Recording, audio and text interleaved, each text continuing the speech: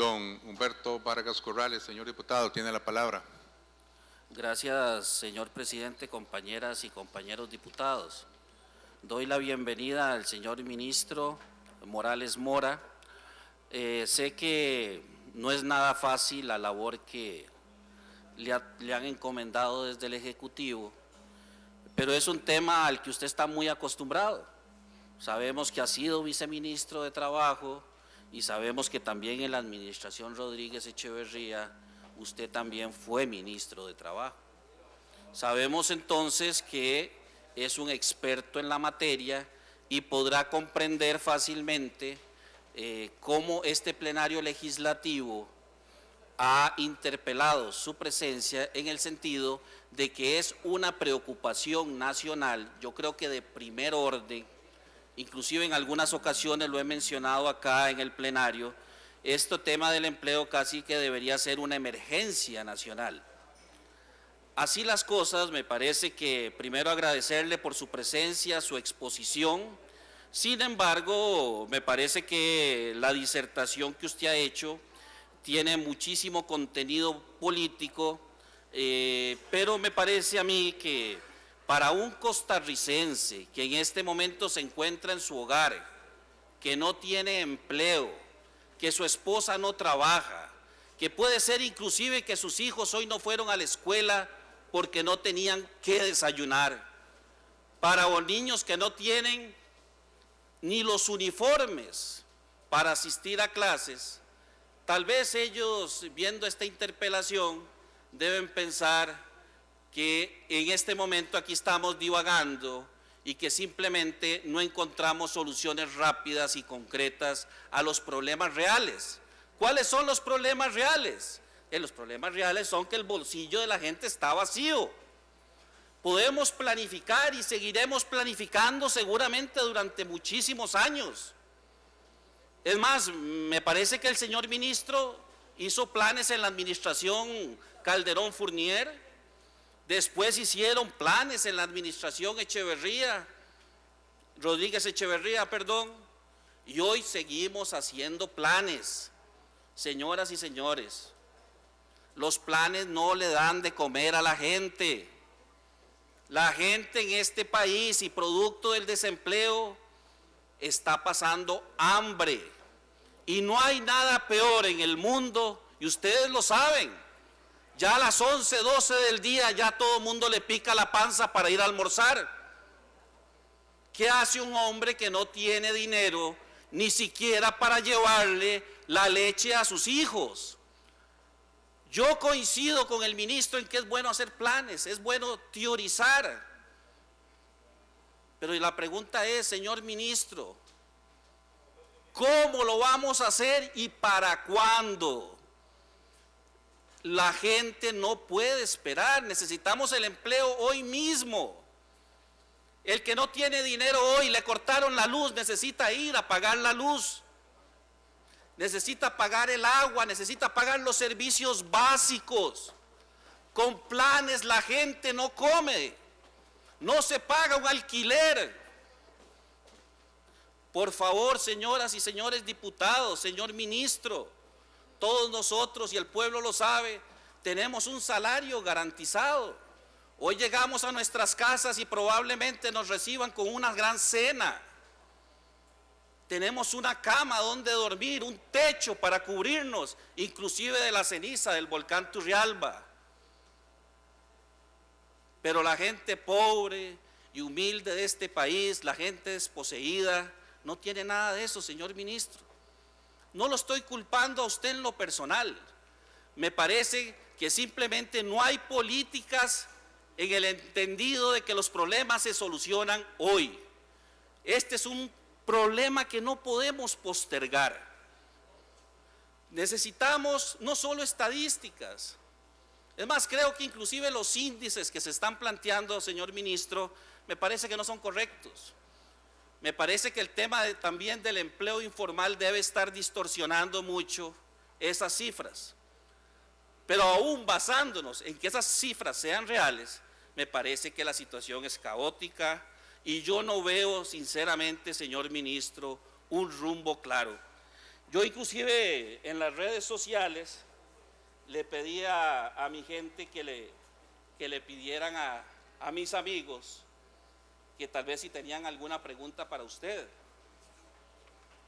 Y dice el señor Francini Hidalgo Trejos: señor ministro, si han pensado que las personas que estamos desempleadas y estamos emprendiendo o queremos emprender, tenemos alguna oportunidad de obtener apoyo gubernamental, ¿cuál es ese apoyo? ¿Cuáles son los medios para que podamos acceder a ese apoyo? Hasta hoy, obtener un crédito para empezar un negocio es todo un calvario. Todo el mundo se lamenta porque se van las empresas, pero nadie ha pensado que quienes tenemos capacidad intelectual o profesional para iniciar un negocio somos quienes podemos sacar adelante este país. Esta es una inquietud de don Francini, pero así hay cientos y cientos de inquietudes. Y como se mueven las redes, lo que me parece a mí que lo que es absolutamente claro es que este país en el tema de empleo va a explotar. ¿Y a quién le va a explotar esto en la cara? ¿Quién va a ser el responsable? Usted hablaba ahora inclusive de la diferenciación que se hace entre el menor ingreso y el mayor ingreso. Y entre más grande es esa diferencia, señor ministro, usted sabe que eso lo que puede generar en un país como el nuestro es solo violencia. Ya la violencia la tenemos en las calles. A través de su ministerio, si es que realmente usted tiene un poder real, me parece que la pobreza, la inseguridad, todo se combate a través de la generación de empleo. Tiene usted una tarea muy grande por delante. Espero no defraude a millones de costarricenses que están a la espera de soluciones rápidas y concretas. Cuando digo concretas, me refiero a que la gente que nos está viendo hoy por el televisor, porque no tiene empleo, sabe que no puede usted poner fechas indefinidas a una situación tan grave como la que estamos viviendo. Tampoco hago responsable al PAC. Tienen 10 meses de estar en el gobierno. Bueno, pero señor ministro, si usted está en esa cartera, por favor díganos quiénes han sido los responsables de que hoy tengamos un 10% de desempleo en este país. 250,000 familias están a la espera de una solución. No le estoy achacando responsabilidad, lo que le estoy pidiendo son soluciones. Si asumió esa cartera, supongo es porque tiene la destreza para hacerlo, y eso es lo que estamos esperando.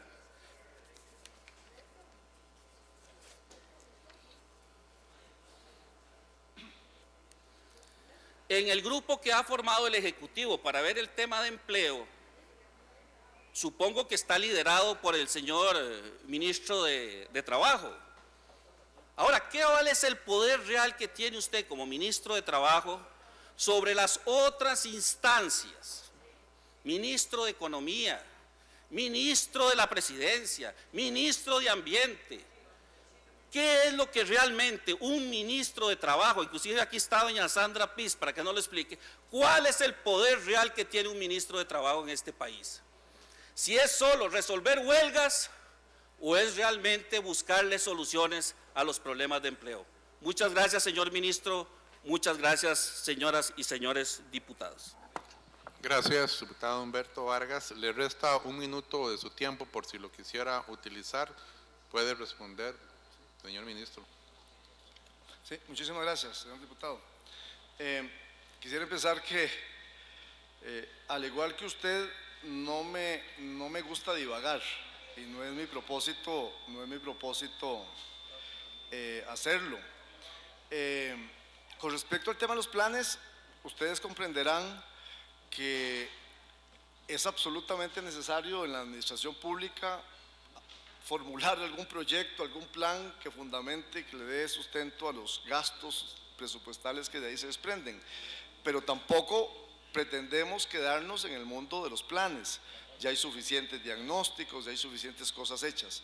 Es la tarea mínima de diseñar el edificio que se quiere construir. Eso es igual que pasa en el mundo de la construcción. Será muy difícil improvisar y empezar la construcción de un edificio, usted es experto en eso. Será muy difícil empezar, o irresponsable incluso, empezar la construcción de una casa, de un edificio, sin tener un plano mínimo de qué es lo que se quiere hacer. Bueno, eso es lo que hemos hecho cuando formulamos un plan de empleo y desarrollo productivo, que además lo hicimos con celeridad, de una manera rápida, de manera que en los 2 primeros meses del gobierno teníamos unos objetivos y unas ideas y unas acciones bien identificadas, que nos permiten avanzar en la construcción de las soluciones. Entonces, claro que para la persona que está en su casa y la situación que usted describía, bueno, uno lo que espera en primer lugar es que la red de asistencia social que el Estado costarricense ha construido permita a esa persona resolver su problema inmediato y cotidiano, y el gobierno nuestro ha tomado medidas en casos tan concretos como el que mencioné aquí del Fondo Nacional de Becas, y cuando hicimos referencia a que en esta oportunidad, en el mes de enero, gracias a una acción rápida, diligente, organizada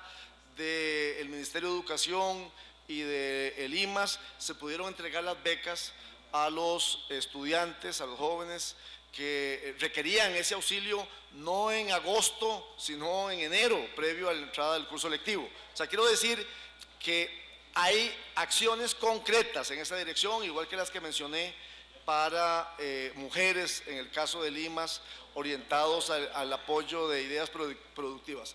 Lo que quiero plantear en primer lugar, ante su preocupación, que yo comparto, es que hay un conjunto de acciones concretas. Ahora, el tema del empleo, y ha sido uno de mis propósitos y uno de mis objetivos de compartir con ustedes, hemos dicho que sus causas no son causas coyunturales, hay unas causas que son causas crónicas de hace muchos años, que se derivan de una visión del desarrollo nacional, que es lo que llamamos causas estructurales, que tienen que ser atacadas ahí, ¿verdad?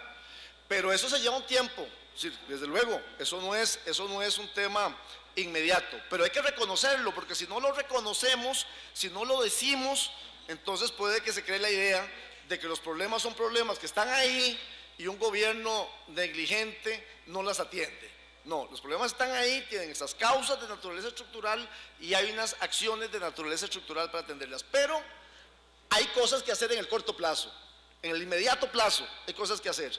Bueno, esta es la Alianza para el Empleo y el Desarrollo Productivo que en este momento tenemos operando con la Unión de Cámaras. Esa es la alianza.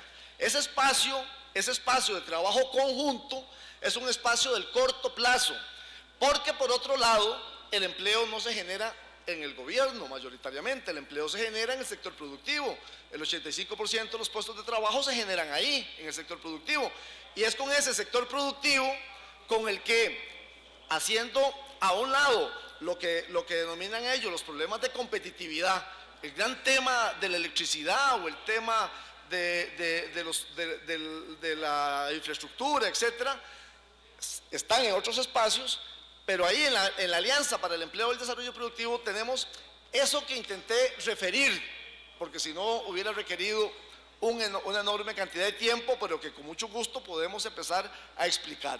Y es que para cada sector, para cada uno de los sectores que hemos enunciado, entonces identificamos acciones concretas, que en algunos casos es un decreto, que en otros casos es una reunión con las autoridades del Ministerio de Salud para resolver temas de trámites de inscripción ahí en el Ministerio de Salud, y las autoridades de salud toman notas, revisan, existe el marco legal y se puede resolver. O sea, son las acciones del corto plazo que nos permiten movernos y tenemos ese conjunto de ministros que he mencionado, un grupo de 8 ministros de gobierno y el presidente ejecutivo de la Caja resolviendo. Es el tema de la capacitación de los 8,000 técnicos especializados que requiere el sector de tecnologías. Entonces el INA se moviliza, organiza sus acciones para atender eso. De manera que, ante su pregunta, ante su angustia que yo comparto, que es el tema de crear el empleo en forma inmediata, el mecanismo que tenemos es ese mecanismo de la alianza que permita desatar nudos que permita incentivar mecanismos de crecimiento, porque al final de cuentas tiene que crecer la economía. Si no hay crecimiento de la economía, no hay posibilidad de generar esos puestos.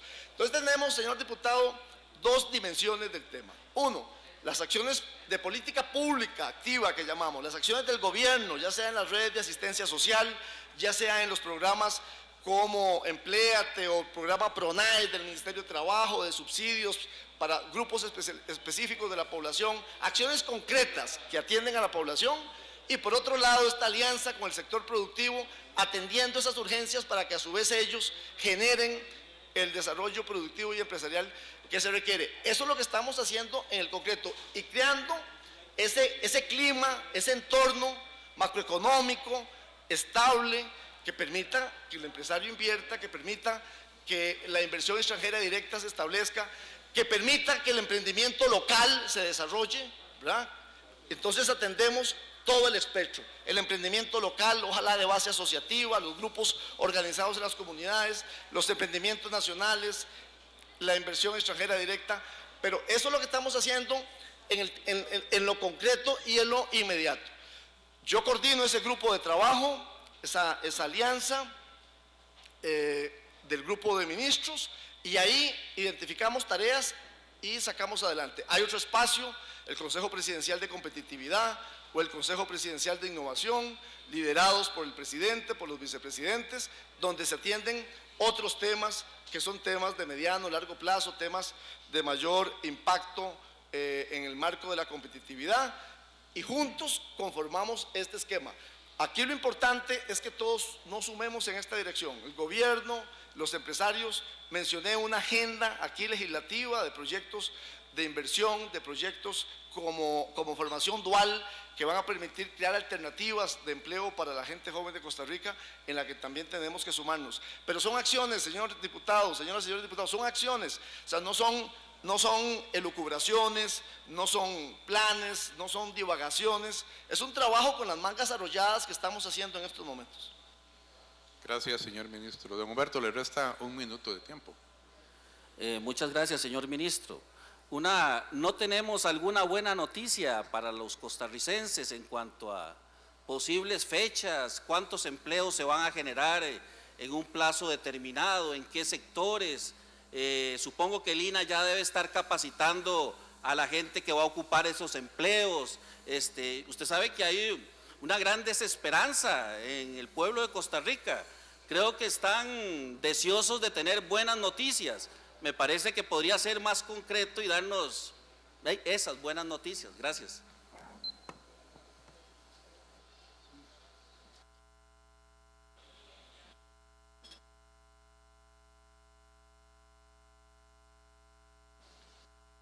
Sí, señor. Mire, señor diputado, yo creo que la buena noticia tiene que ser que estamos trabajando, empresarios y gobierno, y la Asamblea Legislativa y todos los actores que estamos involucrados en eso, en el tema del empleo convertido en el tema, convertido en la acción fundamental. Y desde luego que el INA está trabajando en eso. Yo esperaría en unas próximas semanas con las cámaras del sector de tecnologías informar ya de la inauguración del programa de formación de los técnicos especializados, o con la Cámara de Transportistas el inicio de un programa de capacitación de conductores de autobuses, donde tenemos un déficit de 1.200 personas para que se desenvuelvan esas actividades, y estamos con la Cámara de Autobuseros desarrollando un programa a ver si atraemos a personas que se inviertan en estas acciones. Bueno, las buenas noticias es que ayer una empresa anuncia la apertura de 150 nuevos puestos de trabajo en Costa Rica. Hay todos los días, desde luego, que buenas noticias, y en esa dirección pues trabajamos conjuntamente.